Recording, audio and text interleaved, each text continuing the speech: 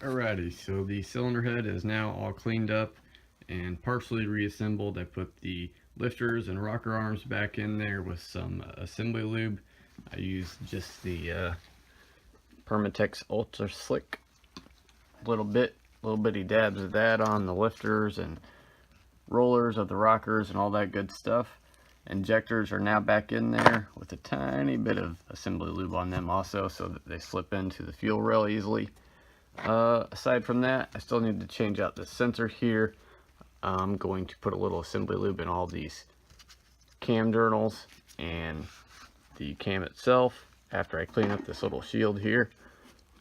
But aside from that, the ARP head studs still need to go in. Ooh, excuse me. And, you know, all the other little bits and pieces like the VVT cover, all that good stuff. This chain tensioner here, chain, yada yada yada, car stuff, car part, clean part, car part, you know. So I'm gonna get back into it.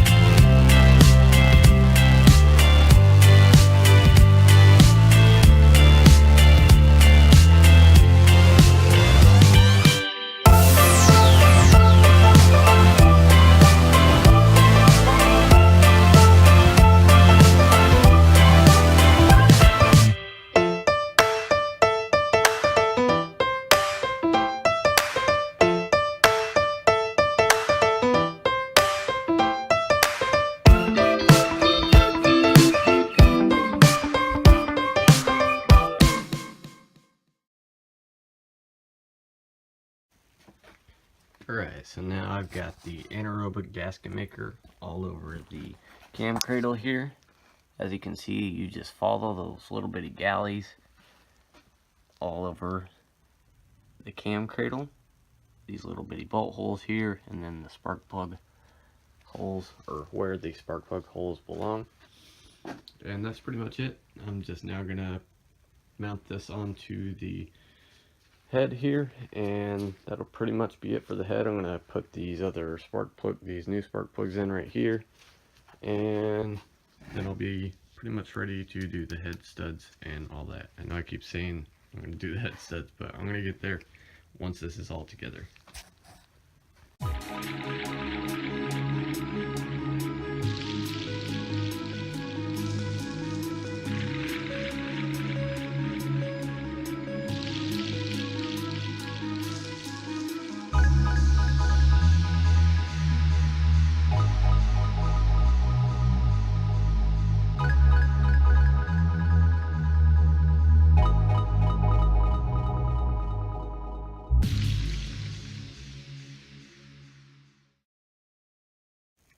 Alrighty, so the head is pretty well all completely assembled, but I decided I'm going to go ahead and call this video just because I don't want it to be too long, and also so that I can kind of do like a universal or somewhat universal video of an install for ARP head studs.